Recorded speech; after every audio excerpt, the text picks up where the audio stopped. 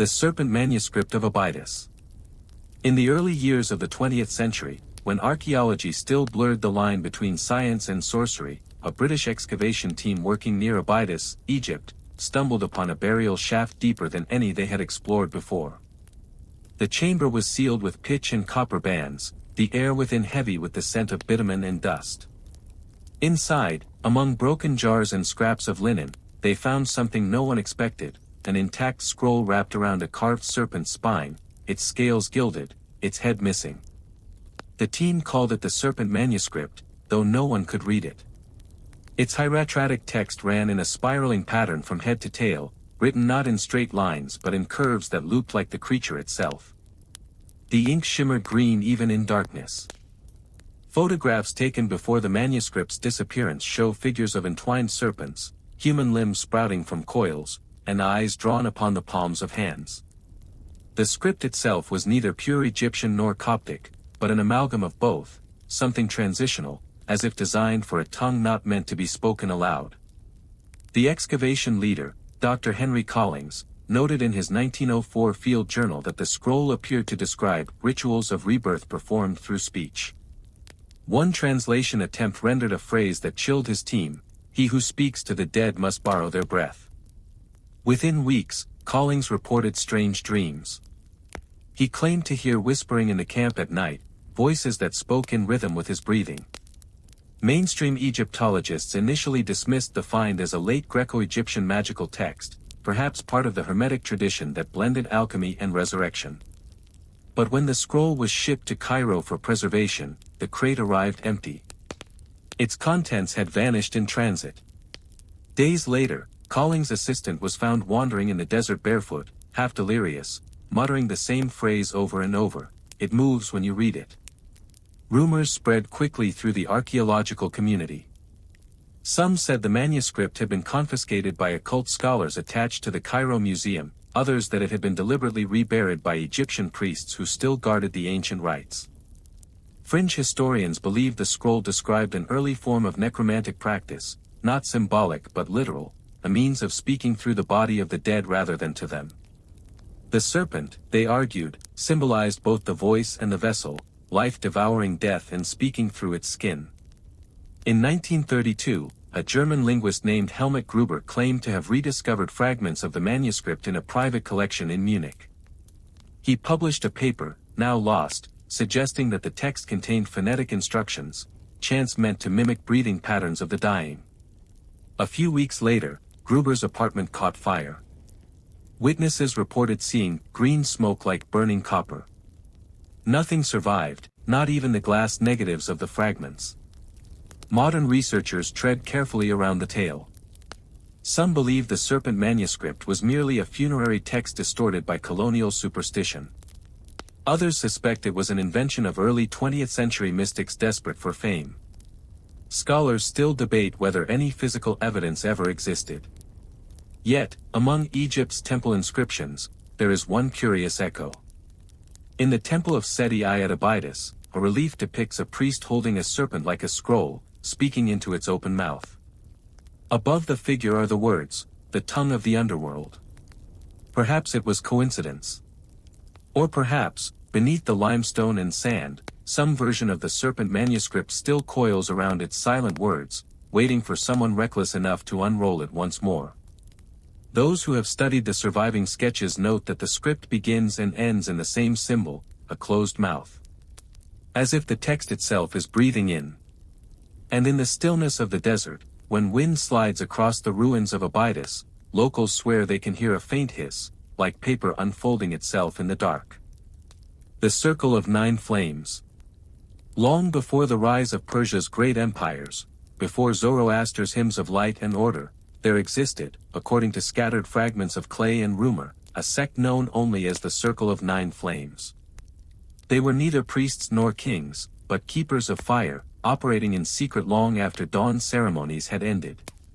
In the ruins of Takhti Suleiman, once a seat of sacred fire temples, archaeologists in the 1960s uncovered a subterranean chamber beneath the main altar. It was unlike the rest of the complex: no inscriptions, no idols, only blackened stone, 9 empty pits, and residue of burned minerals that shimmered even in darkness. The pits were arranged in a perfect circle, their spacing geometrically precise. Each contained traces of copper, sulfur, and ash fused into glass-like rings, as if they had once held something hot enough to transmute the stone itself. At the center of the circle was a small dais engraved with a sun whose rays spiraled inward instead of outward, the black sun, symbol of light turned upon itself. Mainstream archaeologists cataloged the discovery as evidence of ritual metallurgy, perhaps a primitive forge for sacred offerings. But the local custodians of the site warned the team not to dig further. They spoke of an older legend, whispered among fire watchers, that beneath the visible temple lay a place where the fire burns without smoke, tended by 9 keepers who swore never to see daylight again. In a later analysis, geochemists confirmed the presence of unusual combustion residues, traces of mercury and antimony rarely found in religious settings. The mix suggested not cooking or sacrifice but experimentation, as if the fire had been manipulated to change its color or behavior. One record from the Achaemenid period even describes a group of sun servants who could ignite the air. According to a 14th-century Persian codex now held in Istanbul, these 9 flames believed fire was the purest form of divinity, not a gift from gods, but a doorway to them. Their goal was not worship but union, to step through the flame and become the light itself. To prepare, initiates underwent 9 trials, each involving the endurance of heat, the breathing of smoke, and meditation within total darkness. It was said that if they survived all 9, their eyes would begin to glow faintly in the dark. Fringe historians connect this to reports of fire oracles, priests who claimed to see visions not in trance but within flames themselves. Ancient accounts from the region mention fires that spoke, flared, or even divided when questioned, phenomena modern scientists attribute to drafts and minerals. But some descriptions persist beyond metaphor. One inscription reads, "We saw faces within the burning stone, and they did not blink." In 1974, a team attempting to restore the Taqt-i-Suleiman site reopened the lower chamber to stabilize the walls. During their brief survey, workers reported faint shimmering along the edges of the central dais, like heat distortion though no fire was present. Instruments failed. The chamber was resealed and later flooded with gravel, for safety reasons. Scholars still debate whether the Circle of 9 Flames was an early mystical cult, a forgotten scientific order, or simply a metaphor for transformation. Yet across Persian occult manuscripts, the symbol of the inward sun appears again and again, drawn inside margins, scratched into clay lamps, hidden beneath glaze. In later centuries, Sufi poets would write of a fire that devours but does not destroy, a flame of knowledge too bright to see. What is certain is that the 9 believed illumination required immolation. In seeking the divine, they may have burned not only their bodies but their world, leaving behind only melted stone and silence. And when the desert wind passes over Taqt-i-Suleiman's ruins, locals say you can sometimes smell smoke, not from any hearth, but from the breath of those who tried to become light. The Oracle of Salt. In the heart of what was once Babylon, under centuries of wind-scoured ruin and shifting dust, lies a basin carved not from stone or clay, but from salt, pure, white, and crystalline. Discovered in the 1920s by an Assyrian-British team led by Dr. Eleanor Main, it was buried beneath a collapsed temple dedicated to Sin, the Mesopotamian god of the moon. The bowl, nearly 2 meters across, was lined with a silver rim etched in cuneiform. Its inscription read simply, "Ask, and the moon shall dissolve." At first, scholars thought it was decorative, a vote of peace, perhaps used for storing offerings of salt, a sacred substance in the region's trade and ritual. But Maine's excavation records described something far stranger. On the night of the full moon, as her team worked by lamplight, the bowl began to exude moisture, forming a thin, mirror-like film over its surface. They said it shimmered like mercury, reflecting not their faces, but shapes and light patterns that did not match their movements. The incident was never published in her official papers. However, years later, her field assistant's private journal surfaced in a London estate sale. In it, he described Maine staring into the basin for nearly an hour, motionless, before collapsing. "She said the bowl spoke," he wrote. It whispered in breathless rhythm, a language that felt like the sea. When laboratory analysis was attempted, the basin refused to dry. Even under heat, a faint layer of vapor reappeared, moisture drawn, somehow, from the air. Within that layer were microscopic salt filaments arranged in geometric lattices. Under magnification, the shapes resembled lunar phases and tidal curves. Modern mineralogists call it a coincidence, a self-organizing pattern caused by evaporation and vibration. But to those who handled it, the basin seemed alive. Ancient Babylonian tablets mention something that scholars now connect, the dish of reflection. It was said to be used by moon priests to communicate with the dead during eclipses. During those nights, when the light of sin was hidden, the priests would pour sacred water into the dish and chant names of ancestors.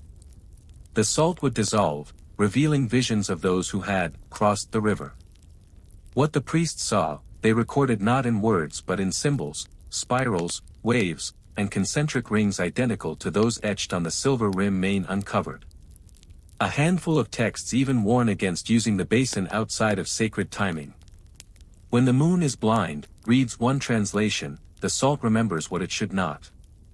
By the time the Second World War began, the basin had vanished from the British Museum's private vaults. A single photograph remains, showing Maine beside the artifact, its surface gleaming like a frozen lake. She herself withdrew from the field, refusing interviews, and in her final letter to a colleague, wrote, "I think I have seen the reflection of something that was not me."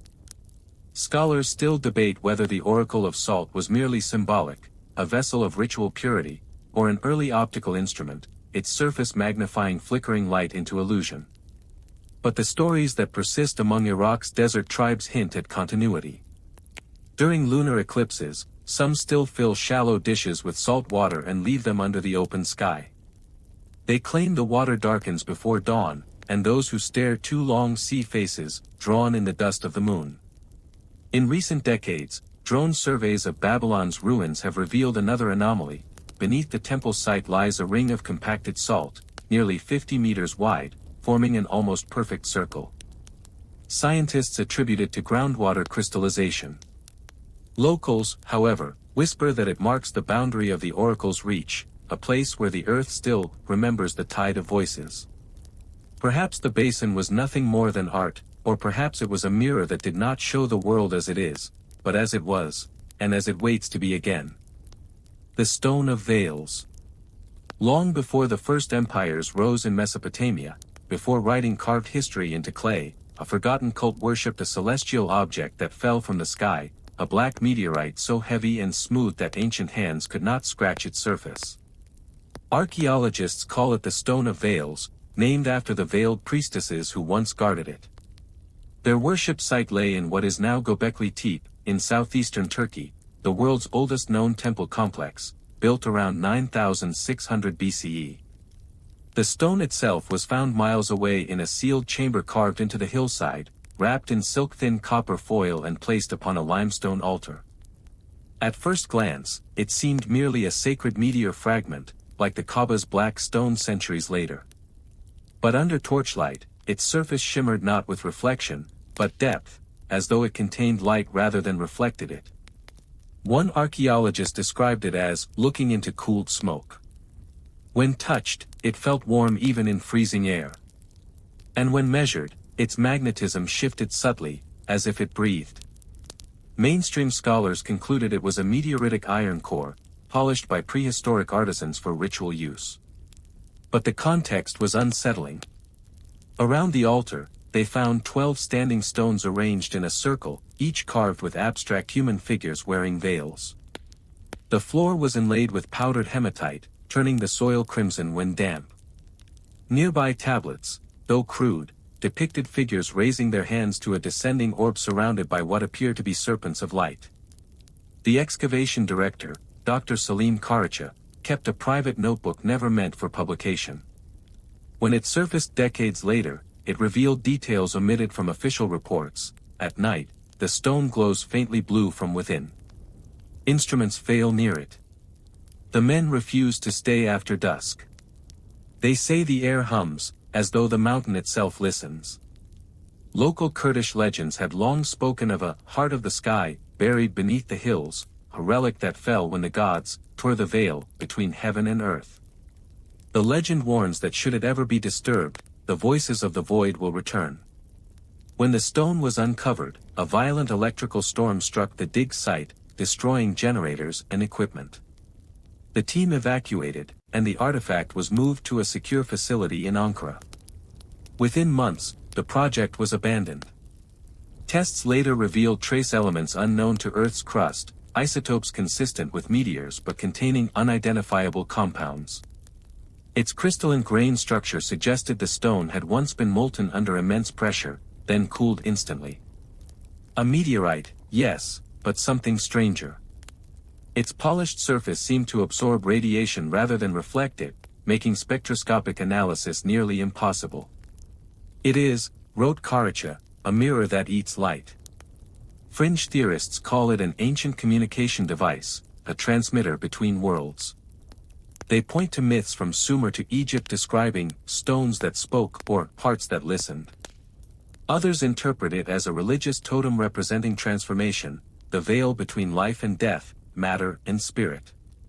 Still others whisper that it was the source of the veiled priestess's power, women who could see through darkness by gazing into the stone during their nocturnal rites.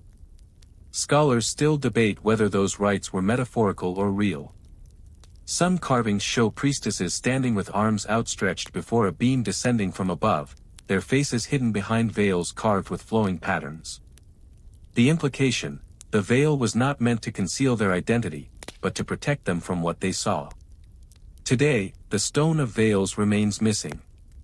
Officially, it was destroyed during transport in 1999, lost in a warehouse fire.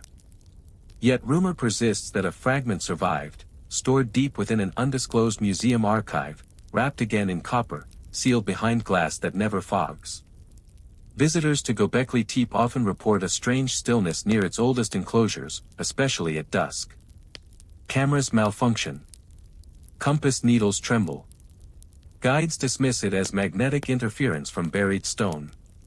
But locals still leave offerings of veils tied to nearby trees, whispering prayers to the heart that watches. If you stand long enough, they say, you can feel warmth beneath your feet, a slow, pulsing rhythm deep within the earth, as though something ancient still breathes beneath the dust, waiting for the light to find it again. The Lament of the Moon Queen. Among the countless artifacts recovered from the ruins of Bronze Age Crete, few have stirred as much unease as the bronze discs of Knossos, 5 thin plates engraved with concentric circles of tiny markings, symbols resembling a lost alphabet. They were found in 1903 by Sir Arthur Evans during his excavation of the Palace of Knossos, yet only 2 were ever publicly catalogued. The remaining 3 vanished soon after their discovery. Those that survived bore inscriptions unlike linear A or B, the known Cretan scripts. Instead, the symbols radiated from the center like ripples frozen in metal. When cleaned, the discs revealed faint musical notations etched along their outer edges, marks that, when translated by later scholars, formed rhythmic sequences. One line repeated often, a phrase rendered as, "Tears of the moon shall awaken the queen." Evans assumed the discs to be ceremonial, perhaps used in ritual dance. But in 1938, musicologist Dr. Lydia Vasilis proposed something radical: the discs were not for reading, but for playing. She hypothesized that they encoded a chant or melody linked to lunar cycles, the kind of music intended for trance or summoning. Reconstructing the scale, she performed it in Athens. Those who attended the recital described the sound as unsettling, metallic, as though sung through water. That same night, the city suffered a sudden blackout. Power returned within minutes, but Vasilis notes, every transcription, were gone, their ink smeared as if by condensation. She never performed the piece again. In later interviews, she spoke of a recurring dream, a woman standing beneath a silver sky, face hidden, singing a tone that pulled the stars closer. The legend of the Moon Queen predates the Minoans. She appears in archaic hymns from Anatolia and the Aegean as a goddess of reflection, her voice said to summon both madness and memory. One fragment from the island of Delos describes her song as a mirror that sings back. The idea of sound itself as invocation fascinated ancient civilizations, but here it carried danger. The priests of Crete, according to later Greek commentary, banned certain melodies believed to unfasten the mind.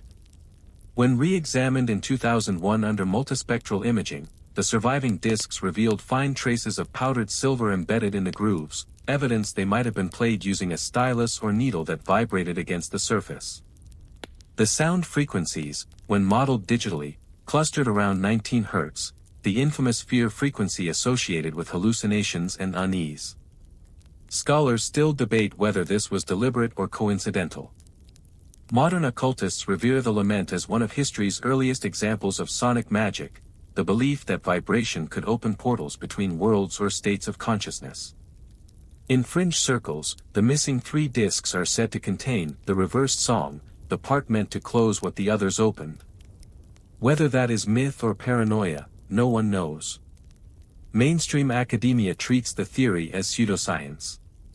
Yet there is one record that keeps the mystery alive, an entry from the Knossos excavation logs. It notes that before the discs disappeared, a worker named Eleni, tasked with cleaning them, went missing. Her co-workers claimed to hear humming from the artifact room the night before she vanished, a sound described as a woman singing inside a bell. Centuries later, the idea of a goddess whose voice could bend the moon's reflection persists in folklore. Greek sailors once sang of the Selene dirge, a melody forbidden at sea because it called the tide too quickly. And on the night of certain eclipses, tourists near Knossos still report faint tones drifting over the ruins, low, rhythmic, metallic. Perhaps the Moon Queen's song was never meant for human ears. Perhaps it was the echo of the earth itself, singing back to the sky that shaped it. Or perhaps, like all forbidden knowledge, it waits to be heard again, its rhythm embedded not in bronze, but in us, a memory older than language, humming quietly behind the veil of silence. Conclusion. Across these 5 forbidden occult mysteries, the serpent's breath, the living fire, the whispering salt, the heart of the sky, and the moon's lament, history reveals not progress, but repetition. Civilizations rise seeking light, and in that pursuit, they reach too far into shadow. Each story speaks of the same impulse, to touch the divine, to hear beyond silence, to see what no mortal should. Whether those who tried succeeded or perished hardly matters.